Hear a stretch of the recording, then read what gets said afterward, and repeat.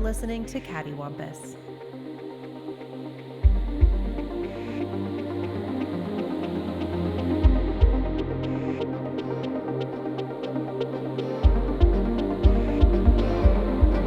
Oh my god, so like previously on Dragon Ball, the evil old man Piccolo, old man Piccolo summoned Shenron and was going to make a wish. And we come back to it now with the second half of the King Piccolo saga, which is episodes 112 through 122. 122? Yeah, 122. I think I'll kick it off with episode 112.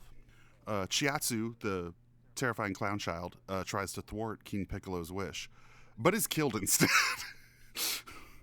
And King Piccolo makes his wish and becomes younger.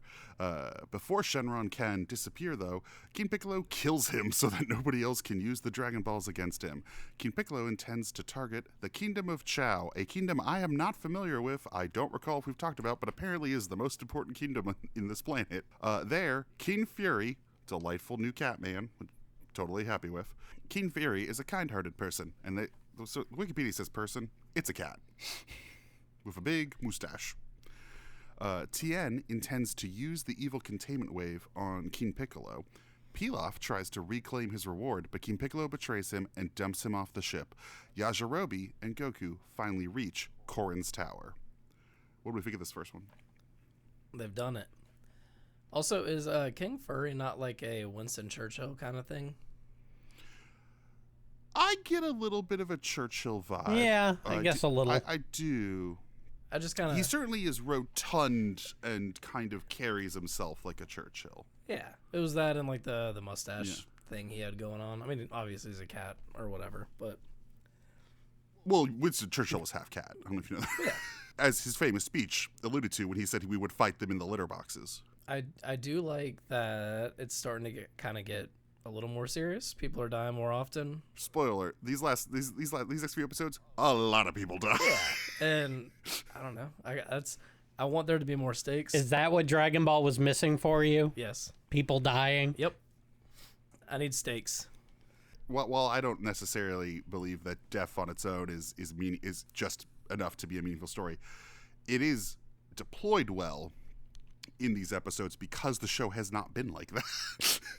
So you're like, oh, whoa. Wait, they can die? Things have changed, you know. So I do think it's somewhat deployed well. I did think going back to King Fury, you know what politician he did remind me of because of the mustache? Do you all remember Jimmy McMillan? Can't say I do.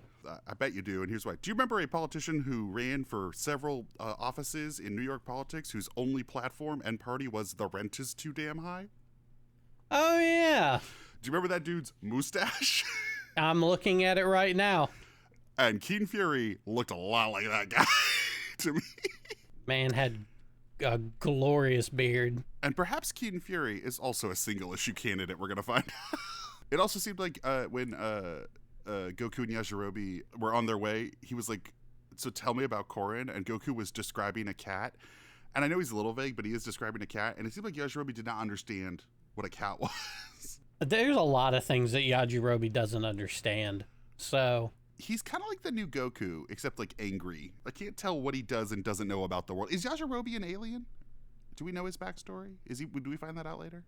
I don't know. We really don't learn more about Yajirobe. I don't think like we know his backstory. He's not an alien. He's just stupid. I feel like he's just kind of a surfer bro samurai. Somebody watch that Samurai Ninja Surfers, whatever.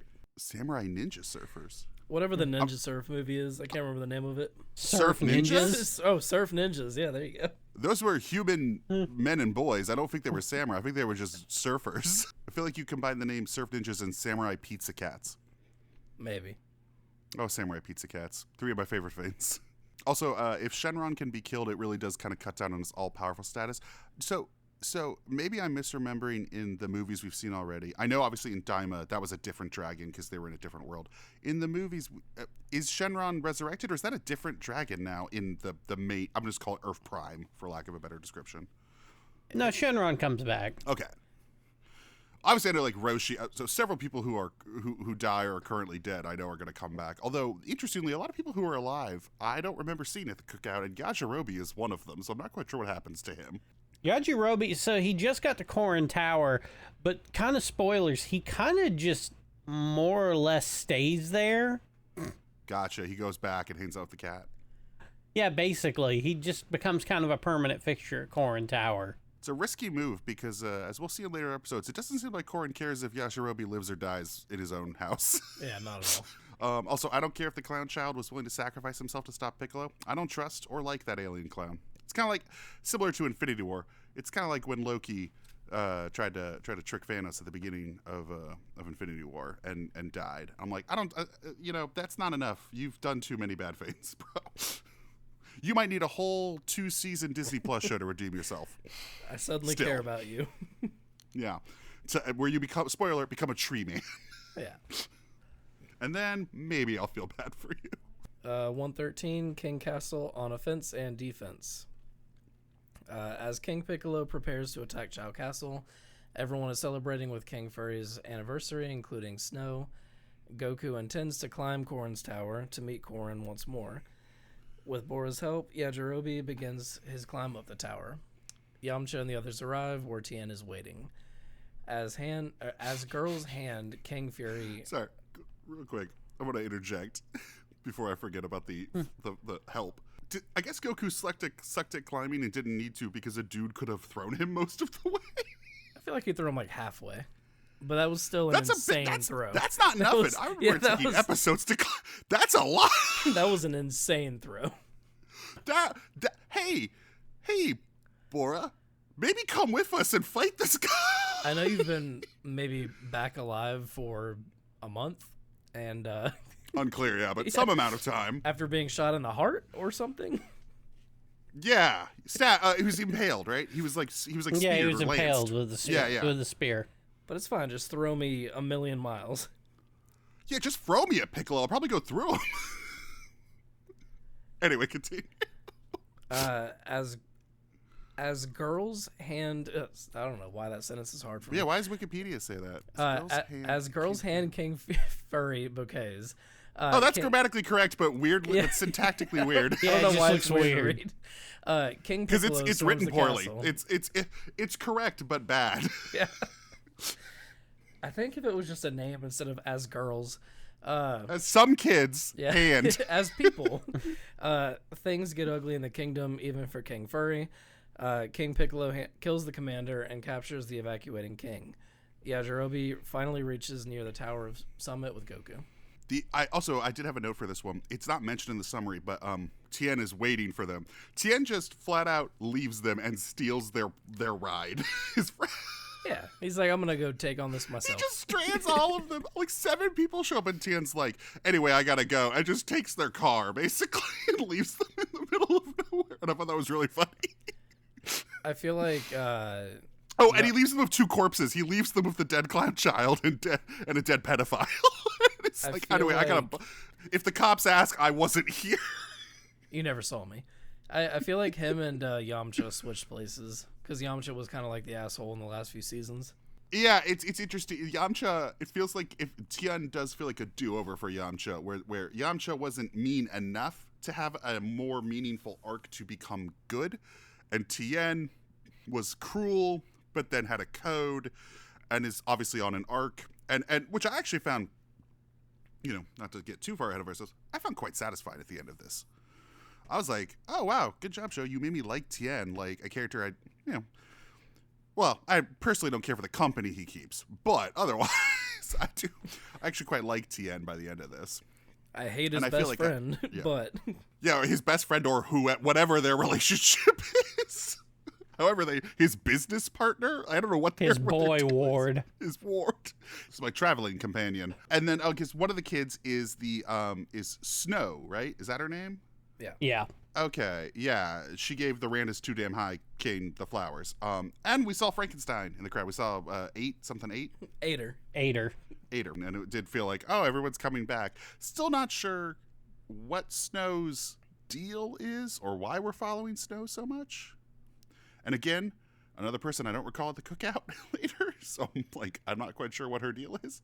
I have no idea, but I'm assuming the show wraps her story up, but probably not. Steve, does she come back after this arc? No. This is it. Basically, we're following her is just like a relatable human piece to this whole story. Just like She's like that waitress in the first Avengers movie. right. So- Basically, it's just one Who's of Ellie those. in Last of Us, right? Isn't that Ashley Johnson? Is it? Is it not? Am I confused? Am I conflating two people? Maybe, I don't know. It's been a long time. Yeah, I haven't watched the first Avengers movie in years now. Me either, but I just have a memory of that. I was being like, that's somebody, and she barely speaks. Hold on. I'm correct. It is Ashley Johnson. Yeah, that's Ellie from The Last of Us. The games. That's Yeah, the game- voice video game actor. She's like the waitress. I guess, but in her case, she had scenes deleted. I have no idea if Snow had scenes deleted to explain why this is happening. So Snow doesn't show up later to fight for Goku's love, like with Chi-Chi? No. Okay. She's more of an Arrowmere. They're good friends. 114. King Piccolo kills King Furry's first officer and demands Furry send word to the world of his conquest. Furry refuses and King Piccolo destroys a large part of the city, making him give in. Bulma places Chiaotzu and Roshi's corpses in freezing capsules. Meanwhile, Yajirobe meets Korra. By the way, they've been dead for days. This is not. Yeah, this is pointless. That does nothing. Meanwhile, Yajirobe meets Korin and eats too many senzu beans. Goku's friends are trying to enjoy themselves while Tien is trying hard to learn the evil containment wave. Sadly, Korin has nothing to teach Goku, but tips Goku on the ultra divine water. I really thought it was funny that he's like, I have nothing to teach you. Parentheses, I actually kind of tricked you last time. Oh, but I do have some real supplements I can sell you now. In a real Alex Jones move. Is this cat, King Fury, is he the king of the entire world? Is this like the capital city? That's what's implied. They never really explained it any further than what we get right now. Well, his reign is short as Piccolo takes over pretty quickly.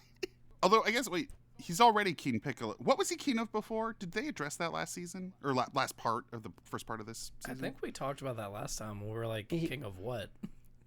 Check the tapes. If you're not king of anything. I mean, maybe he was the Well, he's king now. maybe he was the king of the demon world. Yeah, we retconned it, yeah. I also like it at one point, the stupid communist pig is just like complaining and Launch just pulls a shotgun on him and is like, shut up, which I thought was really great. The other weird thing that happened, well, there's a bunch of weird stuff that happened. Like when the Senzu Bean thing happened, Yajirobe really seemed like he was going to be the first victim found in 7. Yeah. The way they were talking. There's an owl watching Tien as he trains, and the owl has glasses, but he lives in the woods, and some animals are animals, and some animals can talk, and some animals have clothes, and this owl has glasses, which means he went to an optometrist, right? I mean, Could have just found him. did the Tootsie Pop owl have glasses? Well, this has always baffled me because owls are notorious for their excellent eyesight. Why do they have glasses? A wizard For the did aesthetics, for the vibes. For the aesthetics. This one also has a little bit of a clip show montage as Goku recalls all of his wonderful moments with Master Roshi, and it feels like the show's kind of telling on itself because the moments are not that wonderful or charming or emotional, and you're like, it's probably for the best he's gone and dead. It's fine. He'll be back. It sucks that I know that he's back.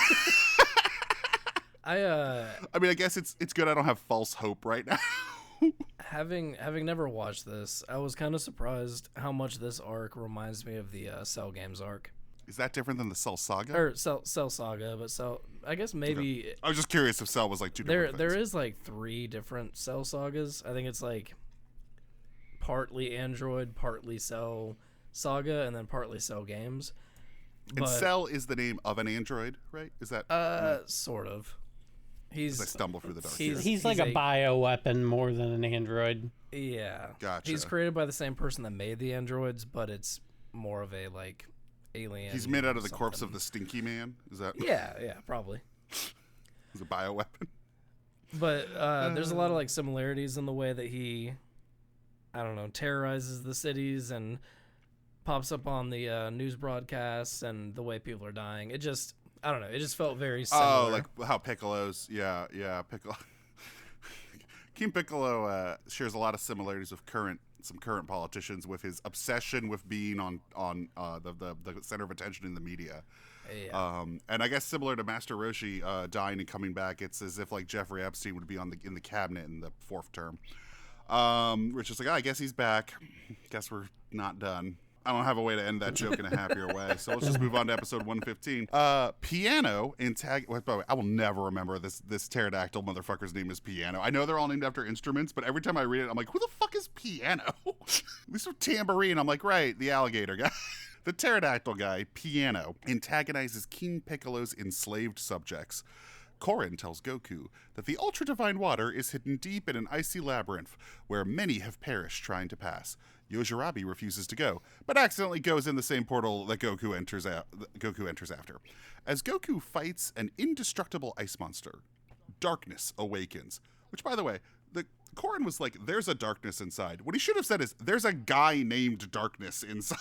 Not a darkness. That, and also the English, I checked it, the Japanese dub was not this way. In the English dub, that guy is totally trying to do a Tim Curry Darkness from Legend voice. Yeah. So Yajirobe and Goku escape, sliding down a long, twisty path. Snow is very tempted to shoot King Piccolo with a rifle. Meanwhile, this little girl is like, this little girl, in a weirdly topical moment, this little girl is like, should I shoot King Piccolo right now? But knows how unwise it is. Unlike very untopical, knows not to do it. Darkness has something bad in store for Goku and Yajirobe. Master Roshi. I think we already talked about like I liked when Goku went in the basket and Korin just starts licking his paw and sits down when he's thinking, I'm alone now. What a good day's work. And then he realizes his other house guest was already in the basket and he's like, oh no, I killed another boy. And then kind of shrugs. I feel like I don't have a lot to say about this episode. This episode just kind of comes and goes. It's fine. I really didn't like this little subplot. I don't know. I didn't really feel like it did anything for me. I just wish I know this show is ostensibly a comedy, but the idea of like, well, there's the ultra divine water, and I know that the first divine water was just a trick where it was just my tap water because the power was inside you the whole time. But actually, this is the real water. Yeah, but actually, there is a divine water, and I hid it from you, kid. Is just like he wasn't ready for it. It should be, if it were just anything else. If it were Korin, were like, there's the I don't know, like anything. There's a rain. There's a rain, and if you could be the lord of it, I guess there's anything. There's another set of Dragon Balls. I'm trying to think of any object that isn't already in a famous fantasy story, and every time I think of an object, I'm like, no, that's already used. There's a tiara. There's a magic lamp. There's a lariat of truth. There's a compass that if you tell that will show you what you truly desire. Is it golden? Yes, it's next to the amber spyglass, and whatever the name of the third book is, I'm not the subtle knife. Yes, let's do 116. The turtle hermit lives? ? Boo! Lock him up. As Yajirobe and Goku press on, they go their separate ways. Goku meets Master Roshi and is taken to the Kami house in the middle of the labyrinth where his friends all await him. Goku sees all of this as an illusion to bait him into danger, and this Roshi is a fraud. Yajirobe falls onto Goku and they both fall off a cliff, clinging for their lives. With effort, Goku stays put, even as Roshi injures him. Satisfied, Darkness meets with Goku and warns him of the possibility of death from drinking the water if he is not fit for it. Goku takes the risk and drinks the water. Meanwhile, King Piccolo broadcasts that criminals are free to reign the world. You hear a little cameo there from our own Korin? Yeah. Yeah, I'm about to get Delightful. him outside. It's fine. I'm not. I figure if I reference it, I don't have to cut around it. Just a little Korin. He's just a little guy. I also like that Yajirobe is just like basically Goku's like, my two friends were murdered yesterday, and Yajirobe's like, well, you should get over that, which is fascinating. That scene with all of them just like sitting there and laughing was very creepy. I really like that, although I did think it was weird that these two people fell in, and darkness creates a crucible for them, and Yajirobe's crucible is, I don't know, chase this salamander around. Meanwhile, Goku gets a Jean-Paul Sartre play, like where he's like confronted by all of his failures and fears. I don't know. Every time I see somebody chase a salamander, I just think of all the Dark Souls games. I don't know if you ever actually got around to those, but just chasing. I never played the Dark Souls games. I know I'm familiar with them, but not enough to know that you chase salamanders. There's materials That's that news you to me. need, and they're in crystal lizards that are hidden throughout the map. And if they see you, or if you see them, they start running. So there's a lot of chasing them. Okay. Those games are weird. They are very weird. Wow. Okay. Well, I mean, Just a random take. That's fast. I don't even know what to, I also did think it was fascinating that basically, like, King Piccolo's like, how about the purge? That's my ruling style. And I don't know what his own order of justice means. It seems like he just wants everyone dead. Like, he just wants to have the earth but empty. He's just plain old-fashioned evil. Yeah. Oh, yeah. He's a guy who doesn't, like, there's no month 2 to his reign. Yeah. Like, it doesn't, like, there's no, like, system in place. He's just like, I don't know, how about, let's start with the purge. All crime is legal. I'll check back in. I mean, in a week, see what's up. You were pretty right on the Thanos call. Like, not much of a plan. Just get rid of everybody. Or half of everybody. Especially, he's very much, comic book Thanos, where he's like, I just love death. I don't know what to tell you. Like, I just don't like him. Get rid of him. Yeah, I just want to have sex with the concept of death so much that I'll kill half the universe. Where did I lose you, Captain America? All right, totally forgot where we were. Son Goku finally departs. Goku has survived the Ultra Divine Water and vaults his and Yajirobe's way out with the power pole. Meanwhile, a crime wave spreads throughout the world. Ader has traveled to the Chao Kingdom in order to find Snow. Snow is making herself useful, helping those in casualty as Ader finds her. Ader forcefully persuades a band of rogues to aid the casualties. Tien finally masters the evil containment wave and makes his way to confront King Piccolo. Goku and Yajirobe manage to get back to Korin's tower. Korin gives Goku a new Nimbus Cloud, and Goku makes his way to face King Piccolo once and for all. Piccolo also had, like, Bane vibes, like Dark Knight Rises Bane vibes. A little bit, yeah. Yeah. And it's a very fictional world where the police are unmatched against civilians, apparently, which fascinating. What a world. Can you imagine? Though the Wolfman does have a gun, which I thought was interesting. I was a little disappointed that Frankenstein showed up and didn't fight the Wolfman with a gun, because the only way to stop a bad Wolfman with a gun is a good Frankenstein without one. But it was interesting that Ader came back, and he's in it after this episode, but he's not really doing much. It feels like we kind of lose Snow and Ader. Like, we cut to them, but they're not really doing anything after this as much. Yeah, they're just relatable humans being, like, I don't know, even though one's a robot. Even though one's a robot Frankenstein. But they're like the characters we know, I guess. And know your normal civilians, Wolfmen with guns, Frankenstein robot, everyday people. I wish we spent a little more time with the biker gang. The ones who, I gotta tell you, I didn't have the best sense of mortality when I was 15, but if I saw a 7-foot tall Frankenstein robot, I don't think I'd think to myself, I got this. Yeah, no. And I don't know that I've ever, like I said, I've never watched this. I don't think I've ever seen a, like, female Goku. And the one biker with the red hair had, like, his same hair and very similar, like, I don't know, look. I don't think I clocked it. Yeah, I didn't even notice that. I'm sure you're right. It's I similar to like the Chrono Trigger main character, but female and a biker. Interesting. There were not in tone, obviously, but in some of the aesthetics, it had a little bit of there's a little bit of Akira in some of the looks of these people, which this is post Akira at this point. Yeah. Yeah.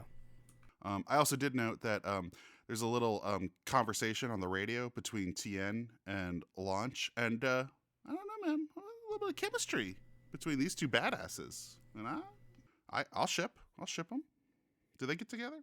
Tien and Launch? Is Launch at the cookout? Actually, is Launch around? I don't remember. Launch went back to her home planet. Everybody's going back to their home planet. Yeah, Launch is one of those characters. She shows up here and there afterwards, but for the most part, she's just... Toriyama kind of forgot she existed. I threw the biker gang into the chat so you guys could see it, but I think that's the only picture I can find of them.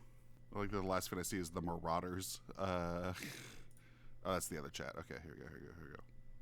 Oh yeah. Look at them. Why does this look like some Hanna-Barbera shit? It does. Yeah. It does look like the Wacky Racers, doesn't it? It does have a real. One of them should be a talking shark that solves crimes. I also thought it was interesting that Corrin's just like, anyway, here's another flying Nimbus. It was real like, flying Nimbus, I thought you were dead. Nope. Nah. Like, I actually have a giant cloud, and we could have thousands. Yeah, we just pull off a little I could piece actually and it's supply yours. everyone with one of these, but fuck them. Yeah, Corrin. Yeah, it sounds like, Corrin, you could really just save the world right now, Corrin. That's too easy. Speaking of Harry Potter, this is a real Dumbledore shit, where I'm like, Dumbledore, why don't you get off your ass? Yeah. Stop sending children to do your job. Also, is this the first power level reference? Are you talking about Did when y'all he's catch saying that? like he can feel Yes, power? Goku, after he drinks the Ultra Divine Wire, comes back to Corrin, he goes, I can feel it like a power level. And Corrin's like, yes, you've entered I'm paraphrasing, but it's Obi-Wan. You've taken your first step into a larger world. And I was like, oh, is this the first time? I've got a bad feeling about this. All right, I'll take 118. King Piccolo keeps the world at suspense. Okay, I don't think that's right. I think it's in suspense. Wikipedia. King Piccolo keeps fucking the world real hard as he chooses a target sector to annihilate, eventually selecting Sector 28, which is none other than Bulma's homeland. The entire city goes scarce? I don't know. What happened, Wikipedia? The Entire city goes scares. Go scares. Okay, Also, the entire city. every time we mention like Sector 28 or Kingdom of Chowder, I'm like, is there actually? We've talked about this. I need a map. Yeah. I really. Oh, I need a map. I would love a map. Now that we're like reading this, I'm like, actually, I don't know where any of this shit is. Well, I just want to understand the Like Sector 28. I want to understand the naming conventions. Like, why does this place get the name of a kingdom, but this is just named like, here's generic populace number 4. Yeah, Sector 28. Well, to be fair, it's a technocratic autocracy run by Bulma's family, I assume. Anyway, the entire city tries to evacuate. A team of convicts storms the Kame house, but Yamcha and Launch defeat them. Tien arrives at Chao Castle just as King Piccolo is about to depart, but before Tien can start his plan, King Piccolo creates a new warrior called Drum. And how does he do that? Same way as always, horrifically vomiting up an egg. Gee, Tien, maybe while he was slowly vomiting something, you could initiate the wave. Or maybe like kick the egg down his throat, choke him. Yeah, kick him in kill the throat when that's happening. See what happens. I feel like most of Dragon Ball could be solved if you just didn't let the other person power up or do the thing they're doing. You just pull out a gun. Well, I mean, we've seen how useful guns are. That's fair. But he literally has a containment movement, like with a container. He's ready. Like, now is the moment, dude. His third eye's not open. And I don't know last time you guys vomited, but like, it's distracting. You're not going to be totally aware of your surroundings. You have a lot of leeway there, Tien. No, I don't remember the last time I unhinged my jaw and vomited up another person. No, another reptile named after a musical instrument. For me, that was very common thing that Tuesday. happens to all of us. Kazoo. Yeah, for me, for Bison, it was Tuesday. Also, we cut to Chi-Chi and the Ox King, which is fun. Again, just more of like everybody's back, baby. Like this is it, you know. Also, is Yashirobe completely immortal? Because he fell off the tower. But he was. Did he hit the ground? I can't remember. Yep. Okay. And he went, ow, and dusted himself off in front of Bora. The rules of cartoon comedy. Yeah. Speaking of cartoon comedy logic, Bulma's family has a robot maid slave. I don't remember that, but I guess she's there. What else was in this episode? Oh, I'll tell you a character I did like. Don't know if we've seen this guy before in the background, but with the game that breaks in to Kame House, there's a crocodile with sunglasses, and in the English dub, it's a James Cagney impression, and I'm like, give me an entire series about this guy. Yeah, I forgot about him.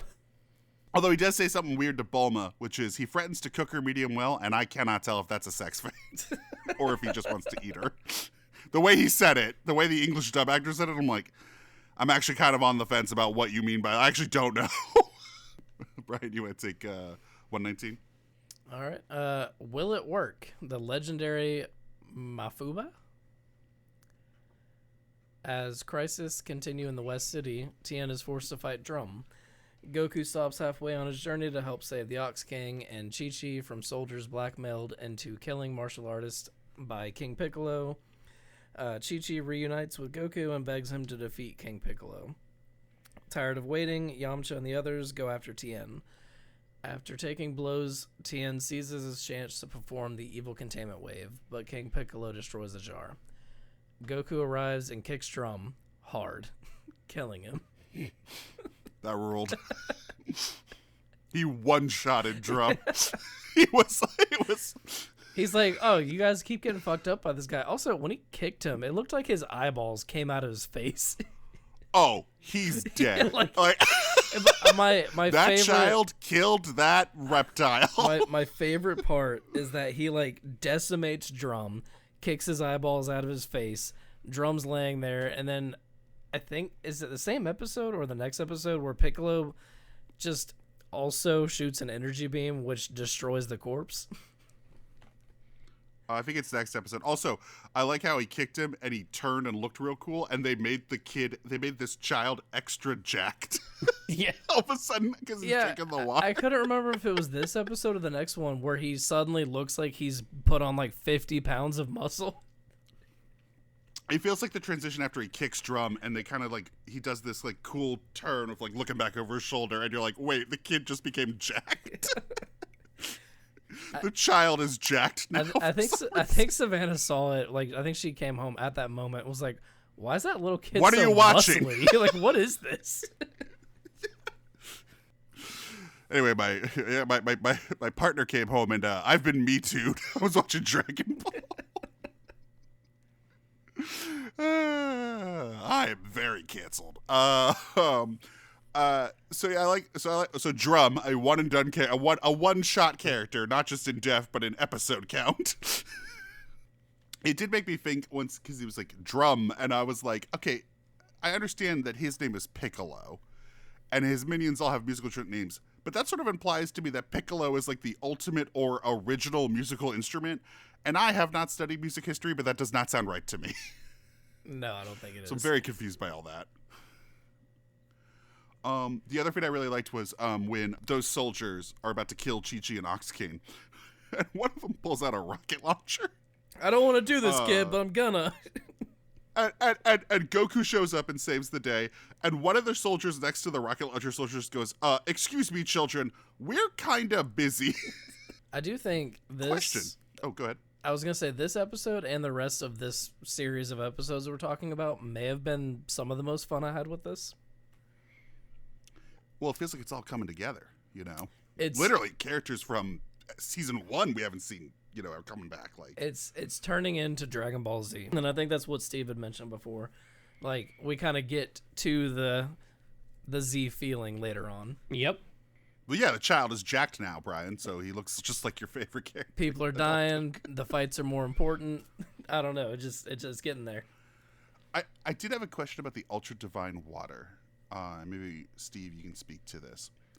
Is the idea that it's unlocking latent alien abilities in Goku? I mean, I think or is that's Goku what's now implied. more powerful than a Saiyan? No, I think it's just what's implied is it's just allowing him to tap into latent abilities.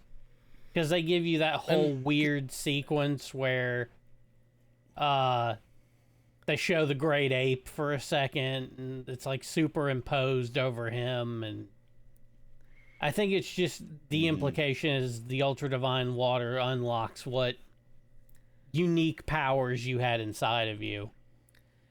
And at this point, we've never really, even throughout Dragon Ball, Saiyans are never mentioned, right? That is not until no. Z. But I figured we're late enough in this anime that the manga, at the very least, he must kind of know like what he's doing. You know, like given this is an adaptation of a manga and the Dragon Ball Z manga, and given like the cycle, I mean, and there's only like 30 episodes left of this show, he must at least know like, oh, I'm gonna reveal that this kid is an alien. That's gotta, one would think, given the production cycle, that by the time these episodes are being developed based on a manga that's ahead, I was wondering if it's like, oh, maybe he knows like, oh, I'm going to say this kid's an alien. I mean, it's highly probable that at this point he has at least a rough idea of what comes after. It feels like I mean, we haven't finished it, so I don't know, but I'm assuming he uses that time jump to just be like, anyway, aliens. Like, as we all know, Goku's an alien. You're like, what? It doesn't feel like, just based on what I know from Dragon Ball, it doesn't feel like there was a plan or there was a shift. It's more of like a time jump, and then we're doing it. Unless he finds out in the next arc with Piccolo Jr. I feel like he doesn't. Such as he is. But he might. That's true. Goku learning things is not the thing I'd bet on in this show. not Given his track record. Goku retaining information is not a thing you should expect. All right, 120. 120. Goku, rage at full power. Goku starts his fight by throwing King Piccolo through Chao Castle. King Piccolo his first attack fails to harm Goku. King Piccolo gets many blows from Goku, so he harnesses his full power, killing Piano in the process. Goku takes a powerful hit, and King Piccolo rounds on Tien. Goku suddenly leaps out to launch a Kamehameha wave. I know it's unethical, but this is a fucking demon alien invasion war, and Yamcha and Co. are minutes away from the battle when Launch sneezes back to her non-killer form, so maybe just keep some pepper on hand. Yeah. And throw it in her face. Look, I'm all for bodily autonomy, but literally there's a demon alien invasion war happening. Like, we gotta get there. It feels like everybody on this show is really hesitant to use every available resource at hand and really just wants to hope that this child will take care of it. It's a real similar with King Furry later is gonna be like, I hope this child can save us. This is a real David and Goliath scenario where fucking cowardly King Saul, everyone in this universe is just King Saul being like, surely the child will kill the giant. And meanwhile, people have resources that could help defeat this guy. It's that was kind of my only note for this one because I mean, if it's this episode that Furry's like, boy, I hope that kid will save us. Is this the one? So at the end, when it's saying he leaps out to launch a Kamehameha wave, is this one where maybe it's the second episode, where he launches himself off the ground? No, you talk about when he uses his one fist and the ape super. No, poses? he does it twice, I think. But anyway, we can move past that. Well, a lot of the moves are repetitive. Like, I believe this episode also, it's like Piccolo is like, I'm gonna finally use my special power, and his big move is to just kind of do what everyone else does and kind of squat, flex, and then yell with a small amount of light behind them. I'm gonna scream and nuke the earth. Like, so it's like, oh, Piccolo's move is everyone's move. Like, it's not just not particularly different. Just interrupt the screaming. See what happens. Yeah. Or like, I wonder what happens if like you covered up the light behind them. Would that also stop the power up from wherever that's emanating? Like if I just threw like a blackout curtain behind the dude, would he just be like, oh shit, and his muscles wouldn't flex? The sun is gone. Superman's fucked. Yep. Yeah. Alrighty, 121. Goku blasts King Piccolo in the back with a Kamehameha wave and continues to devastate King Piccolo. That's, again, these sentences, Wikipedia, get it together. News of the fight reaches everywhere. King Piccolo manages to wound Goku's right knee, forcing Goku to use his power pole to strike back. King Piccolo fires deadly beams until Goku loses his power pole and hits him, destroying the entire kingdom. With King Fury evading death somehow. It's like five nuclear detonations. Yeah. On top of each other is how it's like depicted. Tien is able to save Goku from certain death, but is exhausted from the effort. Goku prevents King Piccolo from conjuring another explosive wave, but King Piccolo manages to hit Goku and create a huge crater. Goku gets out with his Nimbus Cloud. Bulma, at a certain point in this episode, asks Yamcha to turn back after the radio comes back on, and that kind of makes me think now she just actively wants Goku dead. I don't understand Bulma. Why even come? Why even come? She's gonna do something. She doesn't know what, but she'll do something. Well, when they find out Goku is still alive on the radio, Yamcha's like, my God, how? And she basically says, well, a witch did tell us Goku's awesome one time. And that's like, I guess, like good enough for her. The only other note, I do have one more note for this one. Unless I miss something, the Nimbus Cloud arrives to take Goku from the crater. And that's weirdly the first anime shine of this batch of episodes. Yeah, I clocked that. As I was watching it, I was like, oh, David's going to do it right there. I was listening, and I was like, are they just not doing? There were a couple we've had a couple of episodes of this podcast where I've been like, oh shit, this is an insane like level of audio editing where I have to add so many of these. I love the high pitched little whistle they do whenever like one of their power nukes goes off. Yeah, the 6 Hiroshimas stacked on top of each other was a little crazy. And people are just watching from their windows like, wow, that looks bad. I'm like, you're all dead. Like, everyone's dead. All right, Brian, take us home. All right, 122, the final gamble. Sensing he is fighting a losing battle, King Piccolo resorts to a cowardly act, threatening to kill Tien if Goku moves a muscle. Yamcha reaches the place and lands his plane. What? Yamcha reaches the place. Yajirobe has also arrived. The crater. Let's say the crater. I don't know. Wikipedia. Yamcha. It's like somebody. Here's my theory. One person wrote all 156 of these, and they got to 122 with the 120s and went, who fucking cares? Nobody's reading this shit. They really lost their passion for this project.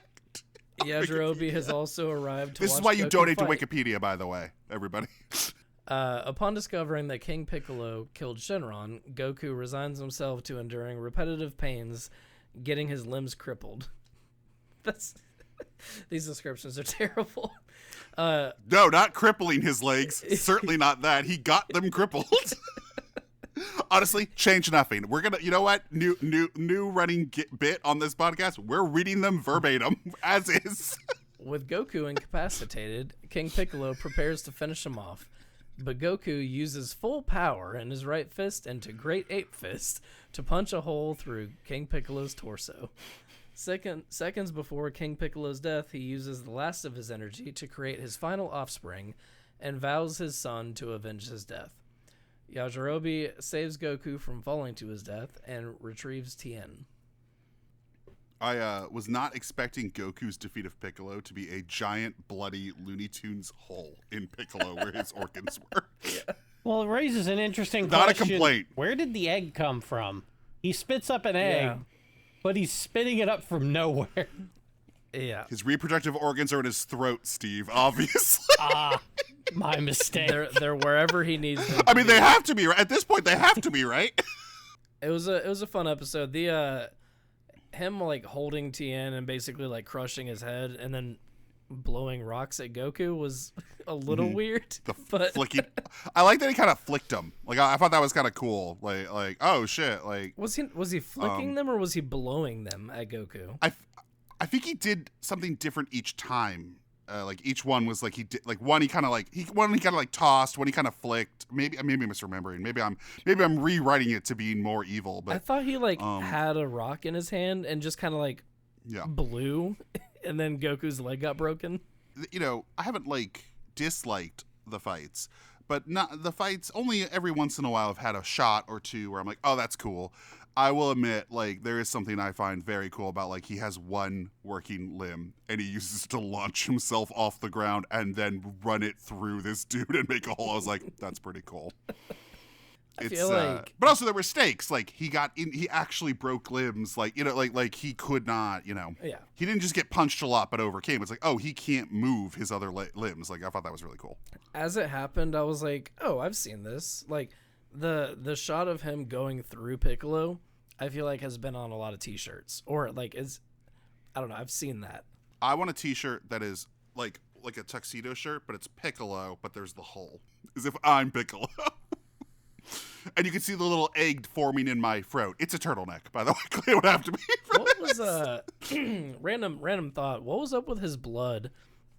Like when it hit the ground, it just kind of, I don't know if it just absorbed into the ground, but it seemed like his blood was it just felt like kind it of evaporated vanishing. or sizzled or burned, and I was like, I wasn't quite sure either. It's like, does he have like alien, like the film Alien, like acid blood? I don't know. Yeah, it was just a weird shot. No, I thought it was cool. As well as I was like, that's cool. But then, of course, the show had to undo it by, in Piccolo's dying act, he got his final revenge on me, the audience, by vomiting up another fucking guy. I'll be back.